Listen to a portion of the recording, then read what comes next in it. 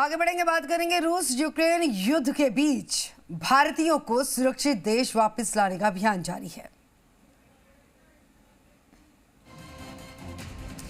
तो यूक्रेन में पढ़ने वाले 250 भारतीय छात्रों को लेकर एयर इंडिया का विशेष विमान दिल्ली पहुंच चुका। रोमानिया के राज से एयर इंडिया का विमान तड़के करीब 3 बजे दिल्ली एयरपोर्ट पर पहुंचा।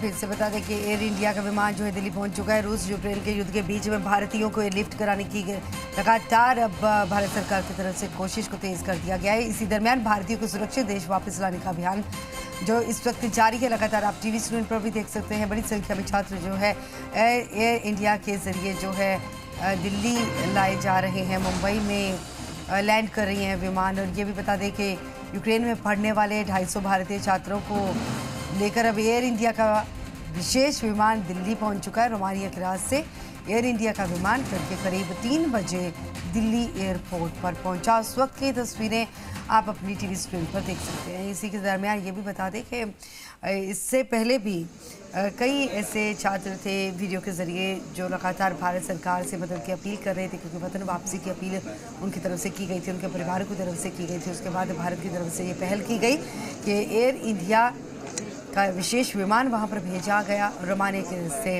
छात्र अब भारत लौटने शुरू हो चुके हैं। आगे बढ़ेंगे, बात करेंगे दिल्ली में केंद्रीय मंत्री ज्योतिरादित्य सिंधिया ने यूक्रेन से लौटे छात्रों का स्वागत किया। और सिंधिया ने क्या कहा? सिंधिया ने कहा कि यूक्रेन से हर भारतीय छात्र को सुरक्षित देश लाया जाएगा। हमने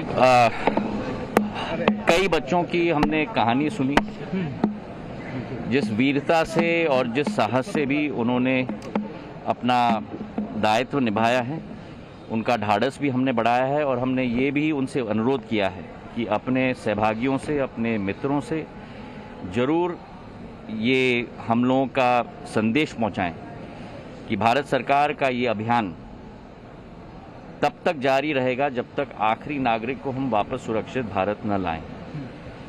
हमारा यह विश्वास है। और जिस तरीके से प्रधानमंत्री जी का स्वयं यूक्रेन के राष्ट्रपति के साथ चर्चा हुई है, भारत सरकार रूसी सरकार से भी बात कर रही है कि जल्द से जल्द, जैसे ही हमारे नागरिकों को हम जल्द से जल्द यूक्रेन से निकाल पाएं आसपास के देशों में, और वहां से हम लोग उड़ान के आधार पर, जैसे आज उड़ान भरी है भारत से और हमारे नागरिकों को सफलतापूर्वक हम लोग वापस लाए हैं, वैसे ही ये उड़ान चलती रहेगी जब तक हम आखिरी नागरिक को हम वापस न लाएं। और ये भारत सरकार की हम जिम्मेदारी समझते हैं, हमारा संकल्प समझते हैं। बहुत बहुत धन्यवाद।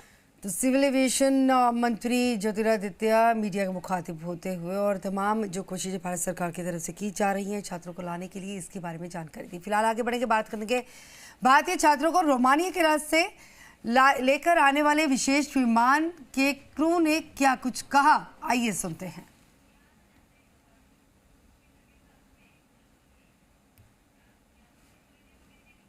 So it was actually a very unfortunate event that started off between Russia and Ukraine. We were pulled out for this flight last night, and it was a short notice preparation, but it was a well coordinated effort by the airline, the government agencies, and all the involved individuals into the process, both in India and in Romania. It was definitely a special day to evacuate 250 people stranded in Ukraine who were moved into Romania by the local authorities, the government authorities. And then we were pulled upon for the task for airlifting them back to the country. It was an interesting set of people we had today. Out of the 249, I think probably 200 plus were kids aged between 20 and 25. I was surprised to see how many kids were overseas for their continued education. It was definitely special for us to lift them back into the country. तो केंद्र सरकार operation